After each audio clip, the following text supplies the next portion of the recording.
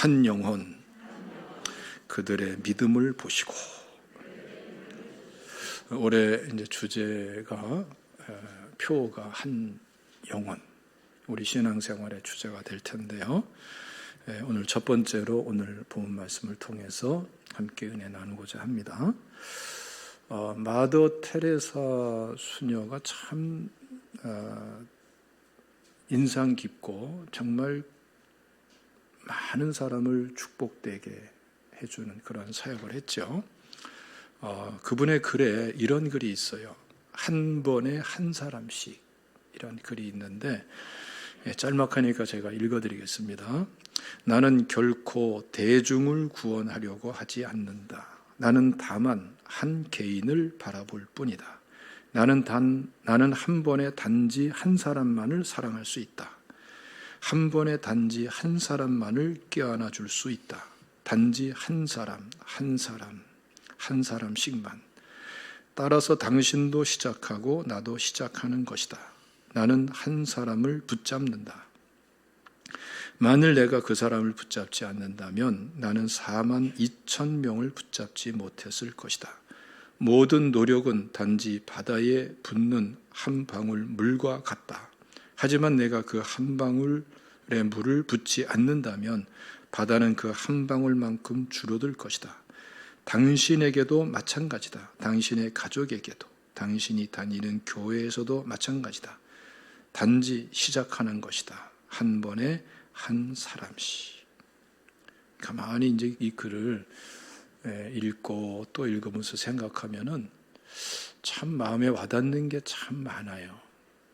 근데 이 내용을 보면 말이죠. 특별히 한 사람의 가치가 얼마나 소중한가. 이걸 우리에게 다시금 상기시켜 주지요. 우리는 어느새 숫자를 사랑하기가 쉬워요.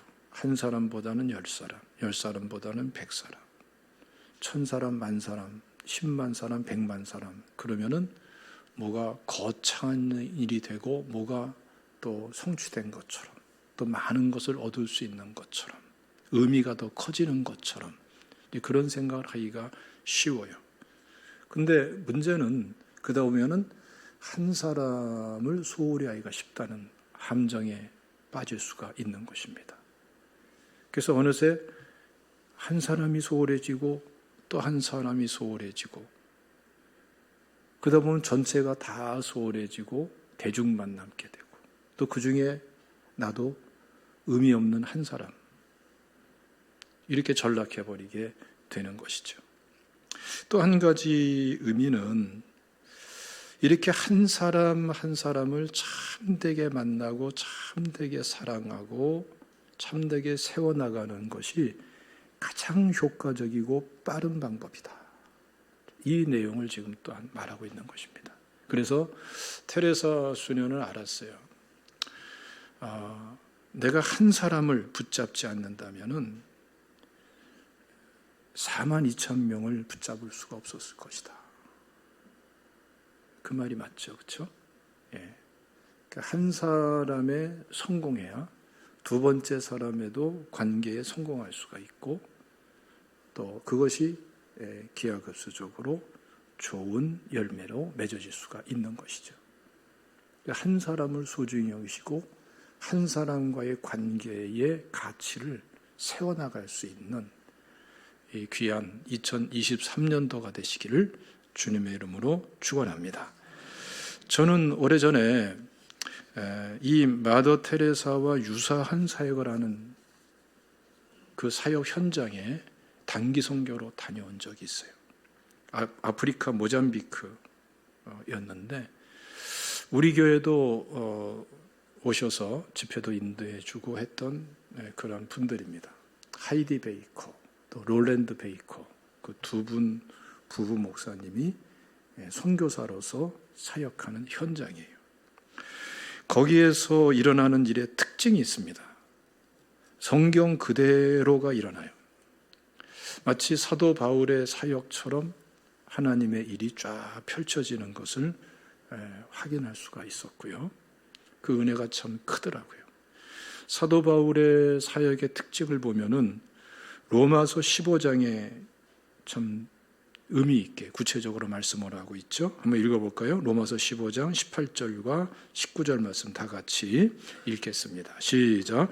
그리스도께서 이방인들을 순종하게 하기 위하여 나를 통하여 역사하신 것 외에는 내가 감히 말하지 아니하노라. 그 일은 말과 행위로 표적과 기사의 능력으로 성령의 능력으로 이루어졌으며 그리하여 내가 예루살렘으로부터 두루 행하여 일루리곤까지 그리스도의 복음을 편만하게 전하였노라.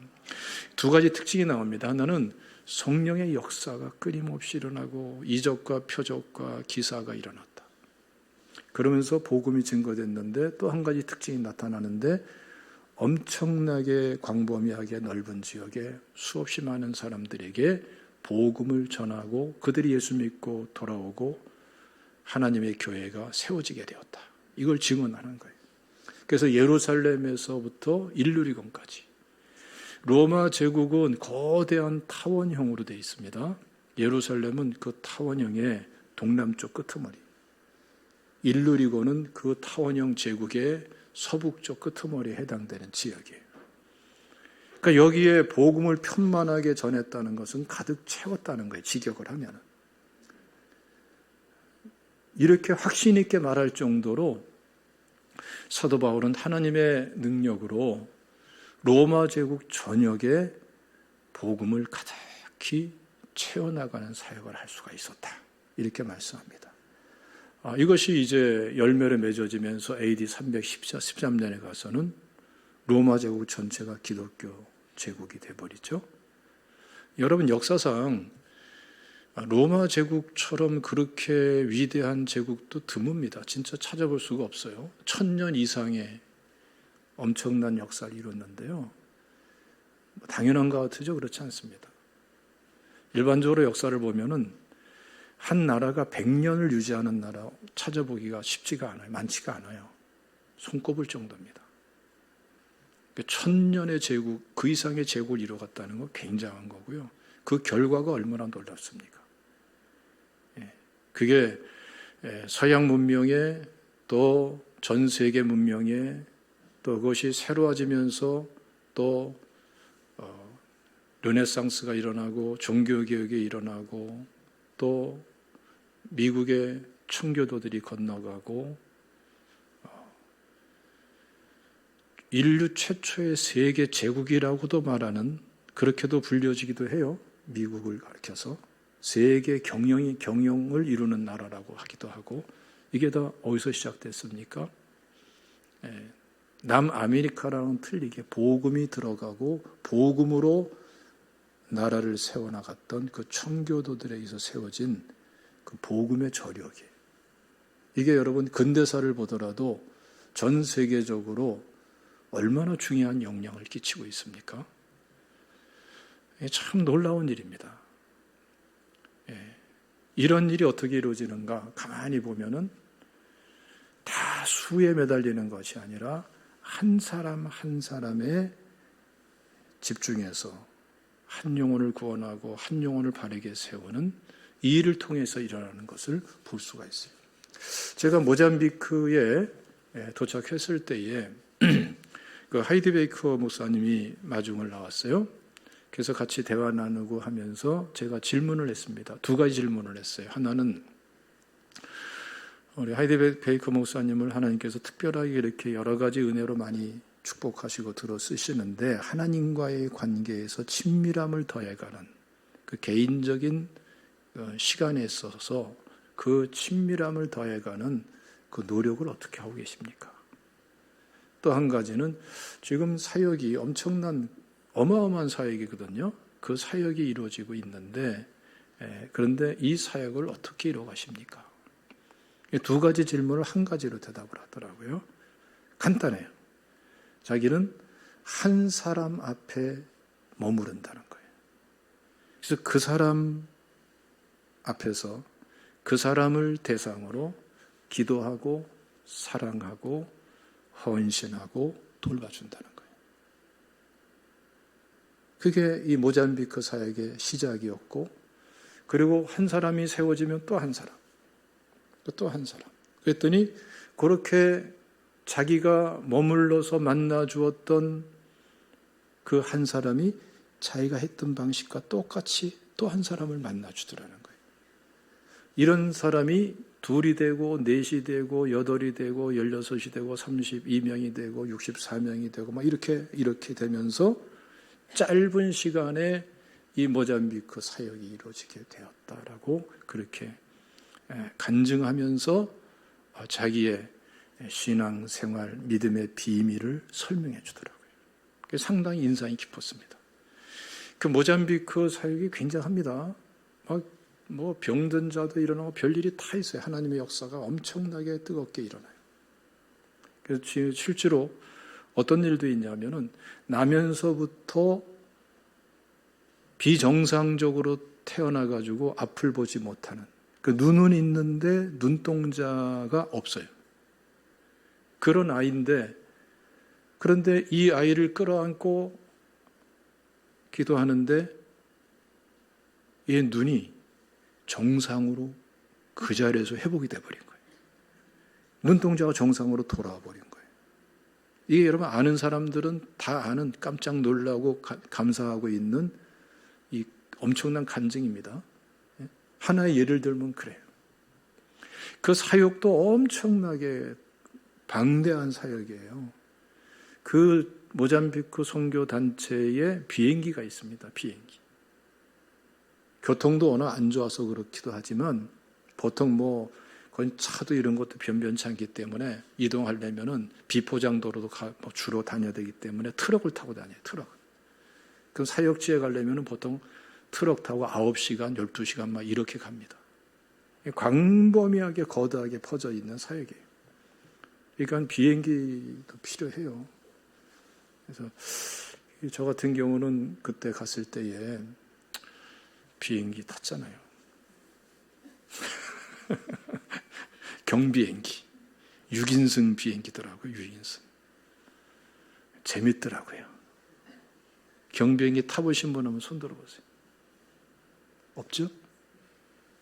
네, 저는 타봤습니다. 참. 기류가 흔들리면 휙 내려가요. 스릴이 있어요. 또 쭉 가다가 또 훅 올라가고 말이죠. 하여튼 제가 경비행기도 타봤는데 하여튼 하나님의 이 특별한 성령의 역사와 또 하나님께서 끊임없이 영혼을 구원하고 구원받은 영혼이 또다시 다른 영혼을 구원하고 또 교회가 세워진 교회가 또 복음을 전하면서 또 다른 교회를 세우고 이러한 사역이 끊임없이 일어나고 있어요. 그 비결이 뭐라고요? 한 사람 앞에 머물러서 집중을 하더라고요. 이게 참 의미 있는 일이고요. 축복된 것입니다. 사실 여러분, 성경을 보면은 이게 하나님의 마음이고 하나님의 방법이에요. 누가복음 15장 말씀 보면은 연속해서 비유가 3개의 비유가 연속 나오죠. 하나는 잃은 양의 비유, 또 하나는 잃어버린 드라크마의 비유, 또 하나는 우리가 흔히 말하는 탕자의 비유. 그런데 이 3가지 비유가 똑같이 한 가지를 얘기하고 있어요. 그 대표적인 성구가 15장 7절입니다. 한번 다 같이 읽어볼까요? 누가복음 15장 7절. 누가복음 15장 7절. 시작.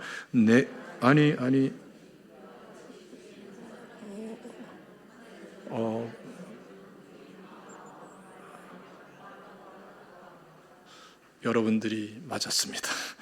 내가 적어온 게 앞부분을 빼놓고 적어놨네. 이 중요한 게 뭐예요? 이와 같이 죄인 한 사람이 회개하면, 이 한 사람이 회개하면 어떤 일이 있어요?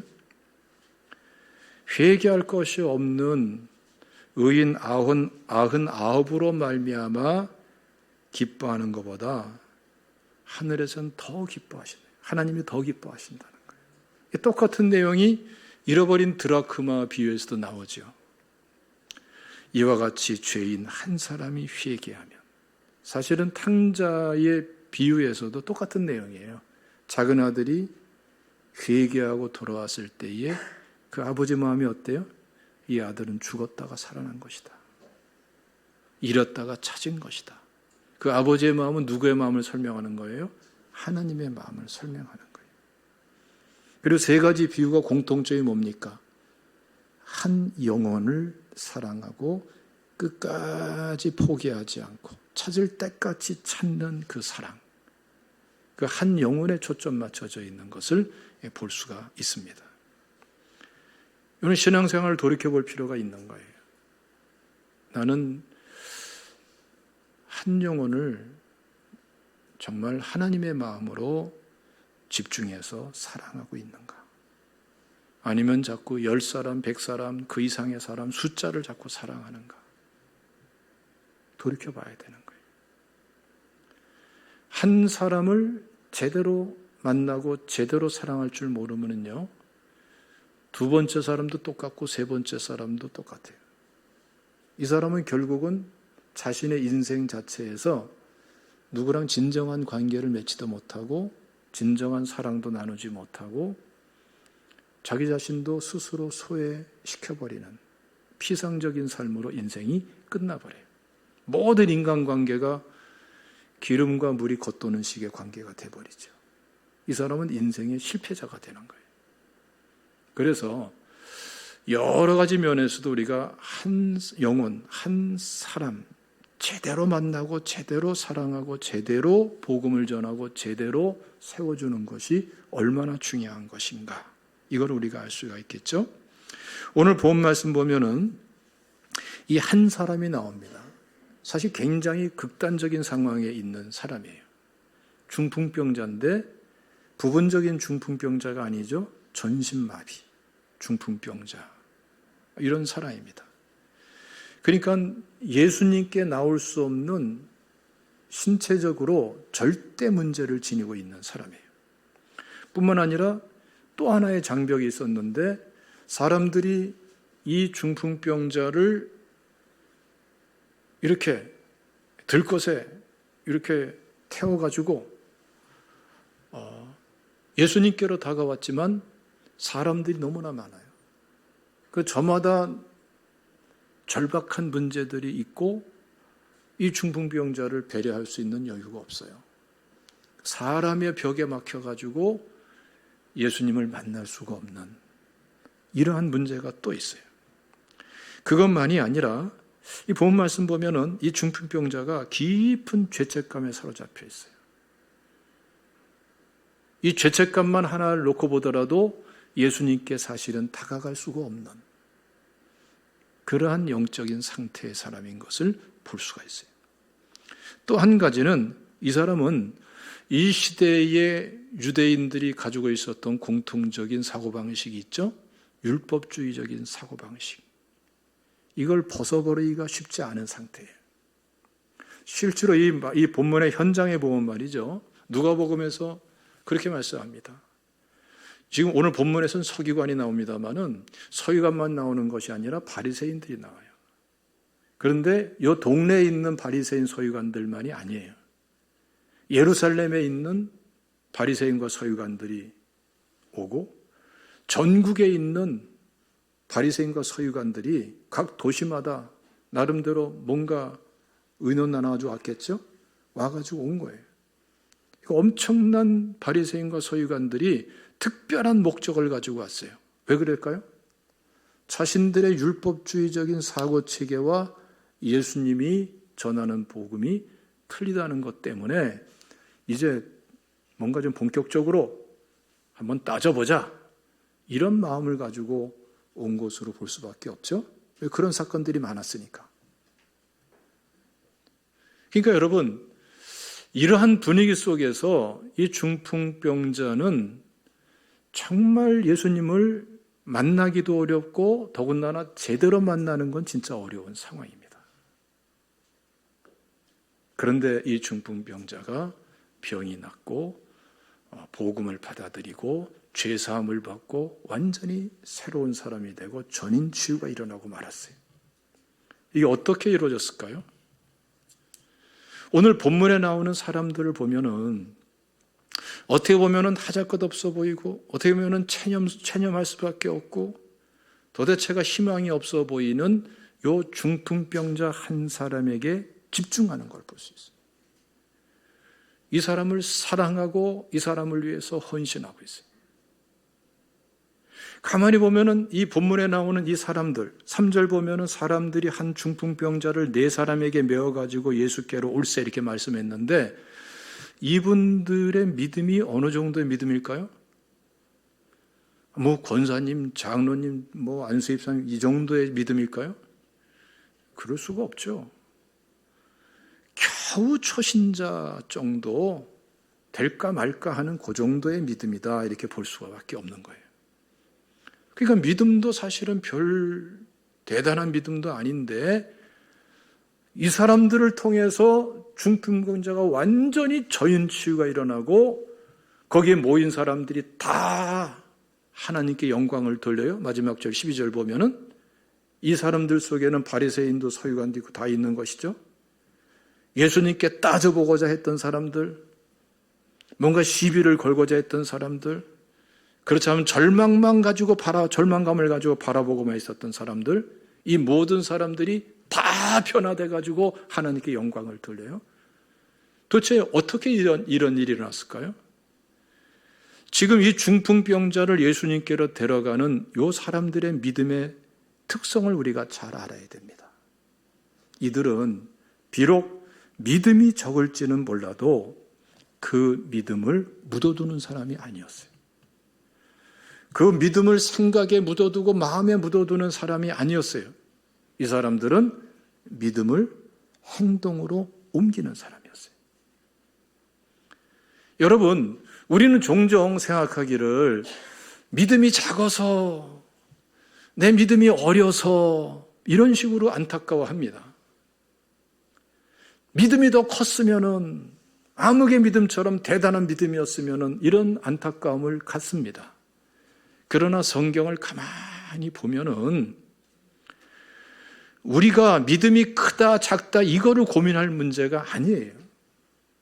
큰 믿음은 큰 믿음대로 그 믿음으로 행할 때의 역사가 일어나는 것이고, 작은 믿음도 작은 믿음대로 그 믿음대로 행할 때의 역사가 일어나는 것이고, 커 보이는 믿음이든 작아 보이는 믿음이든 묻어두는 믿음은 아무런 역사가 없고요. 사실은 가짜 믿음이 돼버리고 말고, 작아 보이든 커 보이든 그 믿음 가지고 행함으로 옮기면은 그 믿음은 진짜 믿음이 돼버리고 온전한 믿음이 돼버리고 살아 역사하는 생명력 있는 믿음이 돼버리고 달라져 버리는 거예요. 이게 성경입니다, 여러분. 그래서 야고보서 2장 말씀 보면은 26절에 말씀하죠. 영혼 없는 몸이 죽은 것 같이 행함이 없는 믿음은 죽은 것이니라. 큰 믿음 자랑할 게 없어요. 믿음대로 행하지 않으면 죽은 믿음이에요. 작은 믿음 안타까워할 필요가 없어요. 작은 것이라도 행하면은 살아있는 믿음, 역사하는 믿음, 쓰임받는 믿음, 기적을 일으키는 믿음이 돼버리고 마는 거예요. 그래서 야고보서 2장 22절 말씀 보면은 내가 보거니와 믿음이 그의 행함과 함께 일하고 행함으로 믿음이 온전하게 되었느니라. 믿음은 행함으로 옮겨질 때에 온전해지는 거예요. 온전하다고 번역했습니다마는 이 말은 완전하다는 개념을 가지고 말씀을 하는 거예요. 불완전한 믿음이 완전한 믿음이 되어버리는 그 분기점은 뭐예요? 내 마음에 묻어두고 있었던 이 믿음을 행함으로 옮길 때의 역사가 일어나는 거예요. 어떤 식의 역사가 일어납니까? 예수님께서 그 믿음을 받으시고 그 믿음을 들어 쓰시기 때문에 역사가 일어나는 거예요. 큰 일과 작은 일은 내가 하는 게 아니에요. 나는 내게 있는 믿음이 작아 보이든 크게 보이든 믿음으로 행하면서 온전한 믿음으로 드리면 되는 거예요. 그 믿음을 가지고 들어 쓰시는 주님께서 어떻게 들어 쓰시냐에 따라서 크고 작고가 결정되고 큰 일은 큰 일대로 이루어지고 작은 일은 작은 일대로 일어나게 되는 줄로 믿으시기를 축원합니다. 그래서 5절 말씀 보면은 본문 말씀에 예수께서 그들의 믿음을 보시고, 자, 여러분, 이 사람들은 지금 겨우 소문이나 듣고 뭐 이 정도, 그렇지 않으면 어떻게 하다가 예수님 말씀 몇 마디 듣고 나서 예수님께 중풍병자를 데리고 오는 사람, 그 정도의 수준이라고요. 그 전에는 어떤 사람이에요? 율법주의의 사고방식에 꽉 사로잡혔던 사람들이라고요.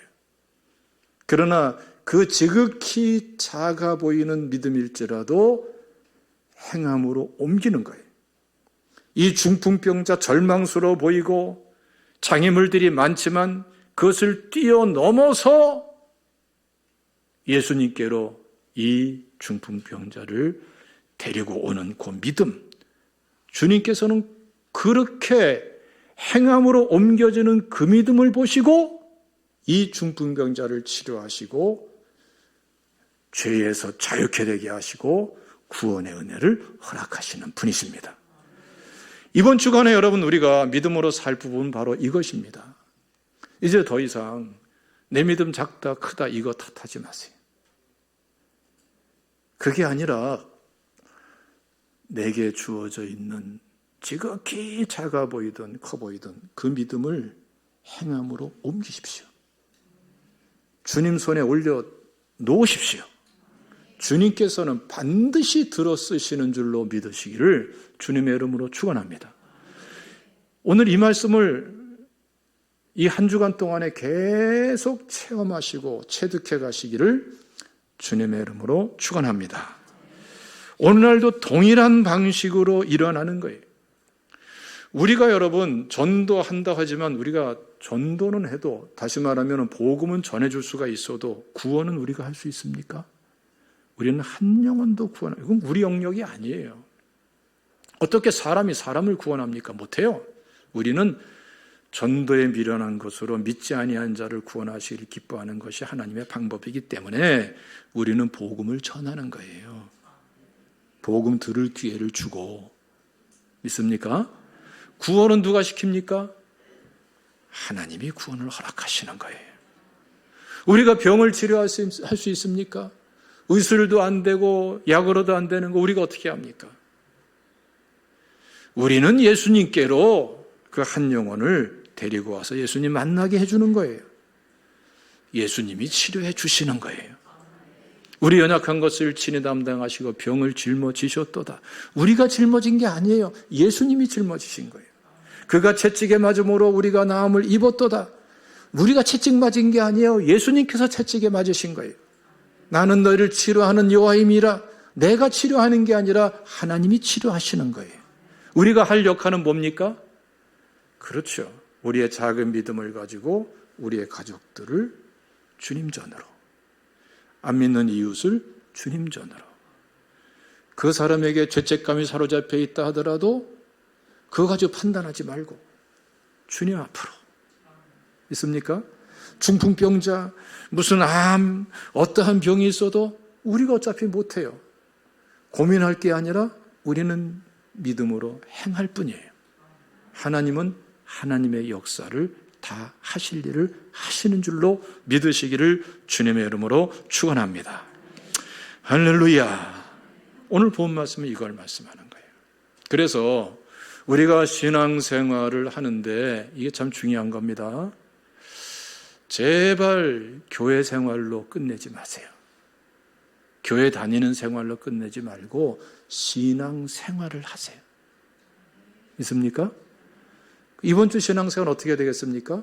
내게 있는 작은 믿음을 행동으로 옮겨라.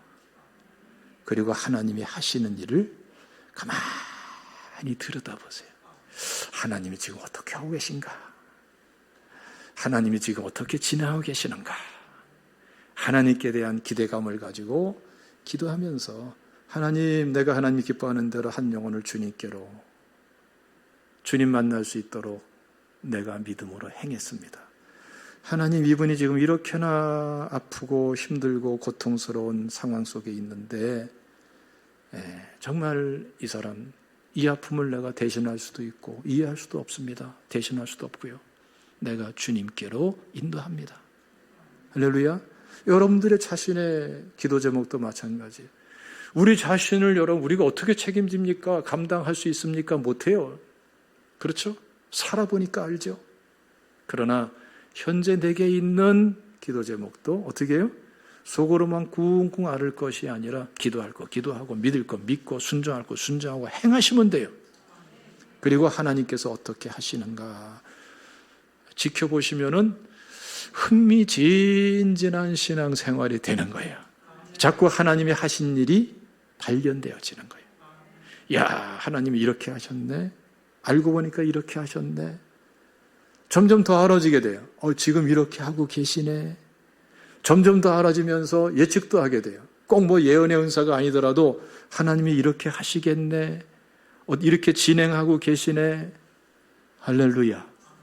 그래서 신앙생활 자체가 재미있기를, 흥미진진하시기를, 뒤로 미루지 말고 이번 주간에 그렇게 되시기를 주님의 이름으로 축원합니다. 자, 여기에 영적인 동기가 뭐지요? 한 영혼을 사랑하는 마음. 우리가 한 영혼을 사랑하면서 우리의 작은 믿음을 행동으로 옮길 때에 여러분 엄청난 역사 하나님이 이루어 가시는 줄로 믿으시기를 축원합니다. 오늘 이 본문에 이 사람들을 보면 대단하지 않습니까?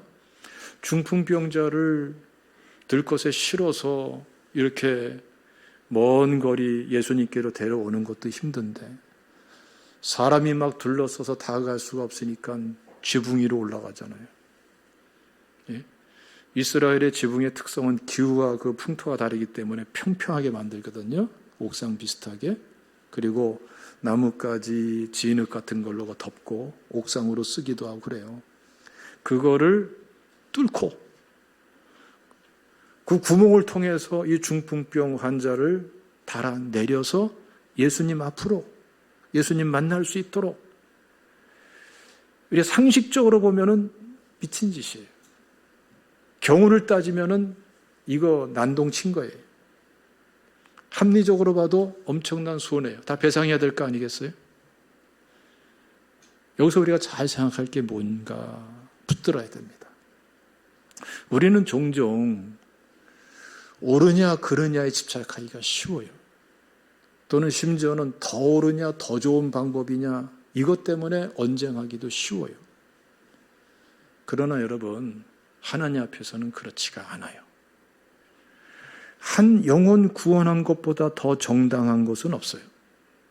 한 영혼 구원하는 것보다 더 명분 있고 정의로운 것은 없어요. 그 구원받은 영혼이 예수 그리스도의 참된 제자로 자라나기 위해서 뭔가 역할을 하는 것처럼 그보다 더 정의롭고 의로운 일은, 정당한 일은 없어요. 이상하게 들리나요? 여러분 생각해 보세요. 하나님께서 우리를 향하여 옳고 그름을 따졌다면요, 우리 한 명도 구원받을 수가 없어요. 하나님께서 따지지 않았기 때문에 우리는 복음을 받아들일 수 있고 구원받을 수 있고, 하나님께서 우리에게 경우를 따져서 매일같이 만나신다면은 여러분 우리는 은혜 받을 수가 없어요. 하나님께서는 분별케 하시지만 그러나 그것으로 머물지 않고 계속 끊임없이 은혜를 베풀어 주시는 거예요. 우리 연약함을 아시기 때문에 계속 은혜를 베풀어 주시는 거예요. 그래서 빨리 회개할 건 회개하고 돌이킬 건 돌이키고 빨리 자라나라. 주님의 참 제자로서 자라나라. 성령 충만한 제자로서의 삶을 살라. 자꾸 은혜를 주시는 거예요. 우리가 옳고 그름에 대한 분별은 분명하고 더 좋은 것과 덜 좋은 것의 차이점도 알아야 됩니다만은 그것에 머물러 있는 사람은 절대로 열매를 맺을 수가 없고 생산적인 사람이 되지를 못해요. 어느새 자기도 병들고 남도 병들게 만드는 사람이 돼버려요. 모순에 빠져버린다고요. 분별은 필요합니다. 그러나 하나님이 우리에게 했듯이 따지지 말고 여러분 사랑해야 돼요. 은혜를 나눠야 되고요. 은혜를 베풀어야 돼요. 어떻게 하든지 한 영혼을 구원하고 구원받은 영혼이 주님 앞에서 제대로 자라나도록 하는 것에 초점을 두고 나가셔야 돼요. 이게 이번 주간에 가정에서 사회생활 속에서 행해야 될, 믿음으로 행해야 될 아주 중요한 초점인 줄로 믿으시기를 축원합니다. 이제 더 이상 믿음 크다 작다 이거 괜히 고민하지 마시고 내게 있는 믿음이 작아 보이면 작아 보이는 대로 그거를 행함으로 옮기세요. 커 보이면 커 보이는 대로 감사하고 행함으로 옮기세요. 그래야 크든 작든 하나님이 그 믿음을 들어 쓰십니다. 역사가 일어납니다. 그리고 우리는 그것을 우리가 확인할 수 있어요. 그래서 이제 신앙생활이 교양생활, 문화생활, 교회 다니는 생활, 이거 여기에 머물러 있는 것이 아니라 진짜 흥미진진한 신앙생활. 할렐루야. 하나님의 역사가 이렇게 일어나는구나. 자꾸 간증이 끊임없이 일어나는 신앙생활. 열매를 거두는 신앙생활 되시기를 주님의 이름으로 축원합니다. 할렐루야. 기도하겠습니다.